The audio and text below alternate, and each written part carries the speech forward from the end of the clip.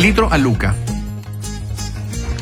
Ya lo teníamos anunciado, el precio por litro de las bencinas, que superó la barrera, ya no psicológica, superó la barrera de los 1.000 pesos en algunas regiones del país. Esto tiene consecuencias, efectos indirectos, por ejemplo, transporte de alimentos. Está con nosotros sentado ahí revisando datos Andrés Huerta para entrar en esta discusión. Andrés. ¿Cómo están? Buenas tardes. Andrés. No son buenas noticias para la zona austral del país, menos en zonas fronterizas, porque hablamos del precio de los combustibles que acá en la capital o en regiones del centro del país da para pensar que está cara, ¿no? 850 pesos, 900 pesos el litro, pero pensemos en la zona austral del país como regiones de los lagos, ahí en la zona fronteriza, Aysén, Magallanes, que superan, veamos, 1.071 pesos por litro, la bencina de 97 en Chaitén, 1.053 pesos por litro en Cochrane y 1.112 pesos por litro en Cabo de Hornos. ¿Será la más cara del continente?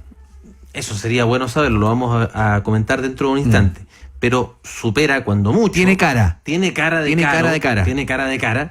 Y además, en zonas donde, lo sabemos, saben el rigor del clima, el problema de trasladarse en largas distancias, y muchos dependen del vehículo motorizado. A diferencia del lujo, ¿no, Cristóbal? De irse de una comuna a otra en vehículo en vez de usar el transporte público, por ejemplo. Sí. Eso no se puede hacer en esas regiones. Así es. Por lo tanto, el problema que se supone allí es importante. Por supuesto, y además porque en este caso los combustibles fósiles permite su encarecimiento también encarece el transporte público, Sí. que le pega en el bolsillo a los que menos tienen. Sí, claro. Lo vimos primero en París, lo acabamos de ver en Ecuador.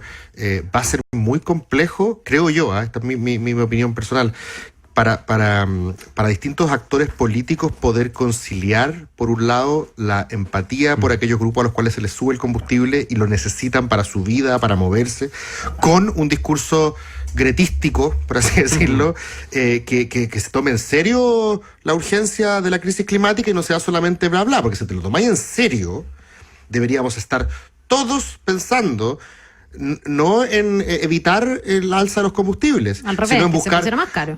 o por lo menos ir quitándole de a poquito ciertos subsidios y buscar otras maneras de vivir la vida de aquí en adelante menos dependiente de ello. Pero deberíamos aceptarlo como un dato de la causa, si no me explico, y empezar a pensar en, si no puedes ir en bicicleta, trabaja en la casa, o andar con esas poleras que dice, esta reunión debió haber sido un mail, cosa de moverse menos en la ciudad, pero buscar maneras que yo creo que van a ser difíciles de conciliar para los grupos políticos. Ahora, también yo me pregunto quién está con cuál de los dos discursos, ¿ah? Porque también Está tú mezclado. hablas, no, porque tú hablas de como el discurso gretístico, dijiste, ¿cómo O sea, dijiste? por así Bueno. decirlo, si yo quiero, Tumberístico. Sí, yo ya, quiero quienes ser- cuidan el medio ambiente Sí. o dicen cuidarlo y quienes en el fondo en el apremio del bolsillo Claro. quieren que bajen los precios de las bencinas. Yo tengo Exacto. la impresión de que pese a que haya un cambio generacional y cada día hay más conciencia del medio ambiente, es mucho más de élite ese discurso que el apremio diario Te cacho, de familias que necesitan finalmente gastar menos y que no están en el fondo interiorizados o incorporando tanto Yo creo que tienes este discurso ambientalista. El digamos. problema es que Yo creo que conversando... tú tienes razón,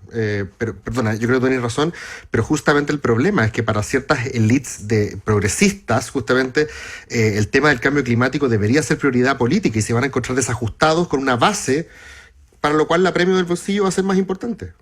El problema es que conversando con gente de allá, que está preocupada del día a día, como decía Carla, más encima es una zona que se contamina con mucha facilidad en invierno por la calefacción, que no pueden ellos acceder a otras fuentes que no sea el carbón o la leña, que es muy contaminante, más económica, pero más contaminante, porque claramente tienen el problema de acceder a combustibles que son más caros y que trasladan, por cierto, productos de consumo básico, alimentos particularmente, desde un sector a otro, que podrían ver incluso encarecidos sus precios. Y es lo que conversamos hace poco rato. O sea, dicho de otra manera, obviamente, tengo que traer tomates de otra zona Más encima. y eso sale más caro que antes. Sale más caro. Por lo tanto, sube el precio de los tomates y de la bencina. Exacto. Y es cosa de escuchar a un dirigente gremial que conversábamos hace un instante, Héctor Canales, el expresidente de la Cámara Regional de Comercio de Aysén, y nos decía que la situación respecto al precio de los combustibles, que no se había conocido hace algunas semanas, que recién con las alzas más inmediatas del precio de los combustibles pasó el umbral de los 1.000 pesos, resume en esta declaración que llega a ser angustiante. dentro de las regiones apartadas o extremas de Chile, es la que tiene los costos más altos en temas de combustible, electricidad, agua potable y otros insumos. Entonces, sumar a esta secuencia, que todavía no vemos una reactivación económica en la región, de verdad que nos complica aún más. Por lo tanto, a la pregunta tuya es desesperante no saber, digamos, cuál es el techo para esta seguidilla de alza con la situación que vive hoy día el comercio regional. Eso es la región de Aysén.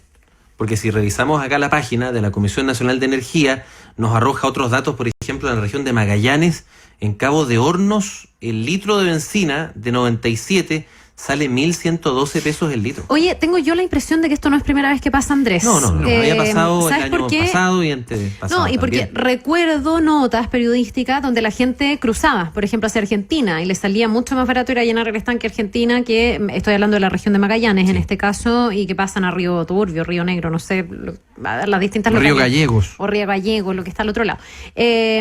No sé qué se hizo en las situaciones anteriores. Si en el fondo siempre se ha dejado que el mercado lo regule o también había algún tipo de disposición. Estas son zonas extremas donde la vida es mucho más dura, donde debiese haber incentivos también. Yo no me parecería tan loco que se considere para esas zonas además que pueda haber más subsidio que para el resto. Sí. Y lo otro, o eliminar impuestos específicos. eso te iba a decir. Lo otro yo no sé si está en la agenda y en la palestra, pero ya a estas alturas el impuesto específico a los combustibles resulta una carga adicional sobre un combustible que ya se ha ido encareciendo mucho en el tiempo. Entonces también empieza como a ser irritante ese impuesto, ¿no? Lo vamos a escuchar más rato con el próximo entrevistado.